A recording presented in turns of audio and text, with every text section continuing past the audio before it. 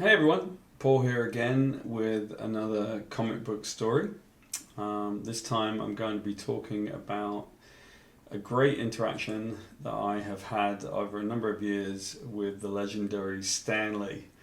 I was very lucky to be invited to write a story for a book called Stan Lee Meets His Own Creation, or Stan Lee Meets the Silver Surfer.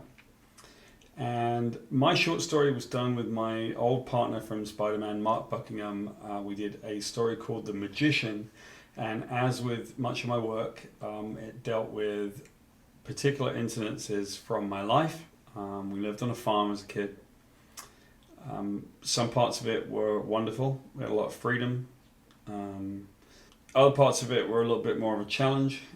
Certainly there was a lot of difficulty. My mum had absolutely no money whatsoever. She cleaned the farmer's house. So this farm is probably 25-30 miles south of London in a county called Kent in England. And as children, we were sort of given free rein of it. Now I was very creative as a little kid. I actually tried to draw comic books, so apparently I was never going to be an artist. But I spent a lot of my time by myself, and my very first comic was Spider-Man versus Dudley Moore. The second book I ever wrote was called Alfred and the Egg Giants, and I don't remember what it was about, but it was probably brilliant. I used to spend a lot of my time hanging out by myself by a place where they used to cure the hops for beer. It's called an oast house. And I would sit there by myself and I would make up stories. Didn't really have much of a chance to see comic books in those days because we just didn't have any money, and there was no really way to get them.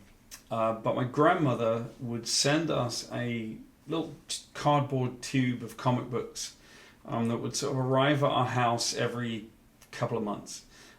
It would always have a copy of a British comic called the Beano, another one called the Dandy. So these are like these little daily strip kind of comic books. They're one page and done little strips, and they had these crazy characters like Dennis the Menace and Minnie the Minx and all these crazy things that we grew up with. So British comics were really different. And then the American comics that we would get would be Spider-Man and Daredevil almost exclusively. And my grandmother apparently would find them, and they were British reprints of American books, and they were all in black and white, and they were actually the very first Spider-Man comics done by Lee and Ditko, and they would be reprinted in Britain a number of years later and then just kind of sold on the newsstand. And so my grandmother would send us these things, and as a little kid, having no sense of who Spider-Man was, I thought he lived in London. I assumed that he did because he was in a city. And one thing that I very clearly remember was that there was this guy called Stan Lee who would write in the back, and he was apparently the writer of the book, and he would talk a lot in the letters pages about these big words that he would use. And I was very intrigued by this, like Excelsior was this really cool word. And I understood that this guy really encouraged kids to read, and I felt like I learned to read from some of these comic books.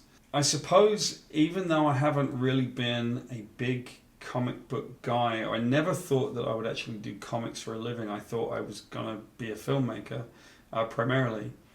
I found my way into comics by way of the Ninja Turtles, and I ended up working for Marvel and helping sort of propel them a little bit out of bankruptcy with some of the work I did.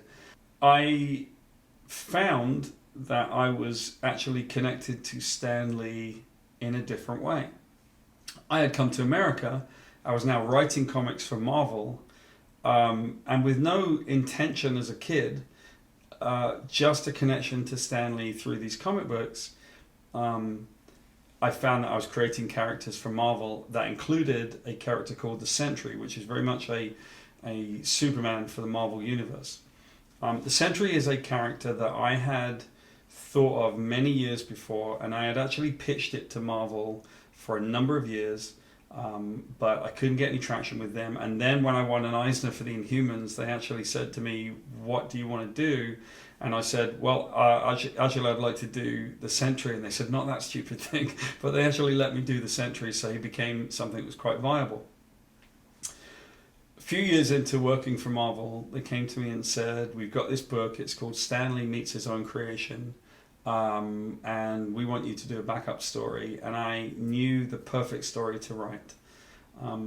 So the story is called The Magician, and in it, there's a little boy. It's me, who is sitting trying to draw comic books, and you know, this is a 6 or 7 year old kid just trying to see what happens if I put pen to paper. I didn't know I was going to be a comic book creator in those days, so it's almost like a time travel story. And I'm sitting there, and up comes Stan. So he arrives and he's like, "What are you doing?" And I'm like, "I'm trying to write a comic, but it's pooey."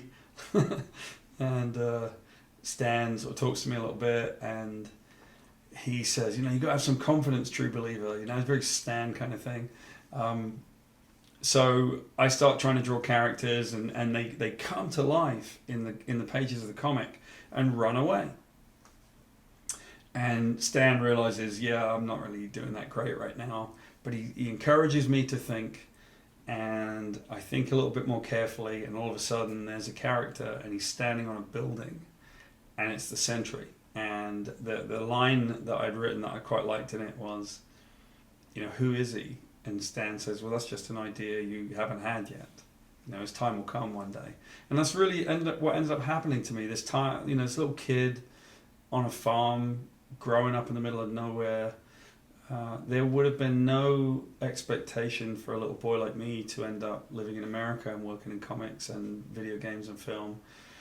But, you know, it's almost like a story that says Stan was there with me and was sort of looking over my shoulder at my work as a little kid and somewhat guiding me, because a lot of the stuff that he wrote for Marvel was stuff that I was quite intrigued with. And so I was really interested in Spider-Man. He says to me at the end, you know, "I've got to get back to the bullpen, and I'll see you when you get to America." And actually, over time, there were a couple of interactions I had with Stan. When I got married to my beautiful wife, Stan sent us a congratulations, which is very kind of him, and and told me that she was too good for me, which I thought was really funny. And there was kind of a cool moment for me.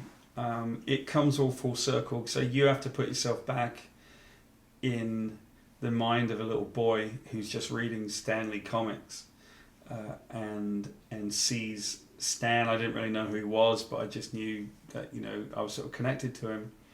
One day I got a phone call from Joe Quesada, editor-in-chief of Marvel, and he said, "I was talking to Stan and he wanted me to give you a message." And this was actually after I'd written the Sentry, and Stan had been brought in to pretend that he had created the Sentry. We had this kind of crazy promotional plan for it. And I said, "What's the message from Stan?" And Joe said, "Stan wanted me to tell you you're a genius."